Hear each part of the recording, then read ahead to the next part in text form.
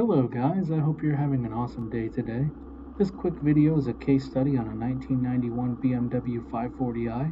This car came into the shop after having already been to at least 2 other shops for the same concern.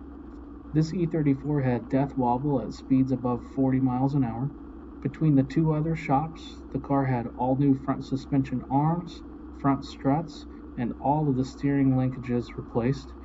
It also had the drive shaft rebalanced, but the problem persisted. With a couple tools, we were able to identify and resolve the issue for very little cost. First, we used our GoPro to capture the death wobble on film. In this next segment, you'll be able to see the death wobble.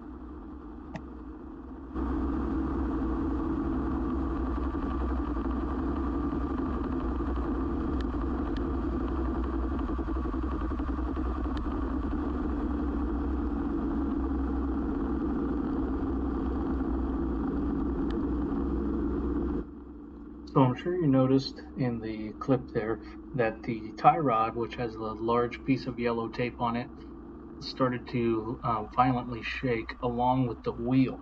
What we did next was installed our PicoScope noise, vibration, and harshness kit, captured the data and evaluated the data. Our main vibration started in the 19 Hertz range at about 45 miles an hour. There was a secondary vibration induced at about 10 Hertz once the main vibration peaked. We used some simple math to calculate the frequency of the tire rotation at 45 miles an hour, and it comes out to 19 Hertz, which pointed us towards the wheel or tire issue. We removed the wheels and discovered that the car was fitted with some wheel spacers that had the wrong hub center bore. The spacers were cut for 72.5 millimeters, and the wheels on the car were 74.1 millimeter hub bore, so that was causing an issue when installing the wheels. The hub bore was too large on the wheel, so it was keeping the wheel from being centered properly when being installed. So luckily the owner had another set of wheels with the correct 72.5 millimeter hub bore, so we swapped the wheels and the death wobble is gone now.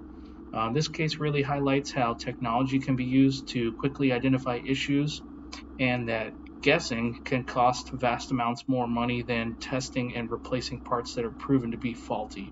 Hopefully this video helps someone, and thank you for watching.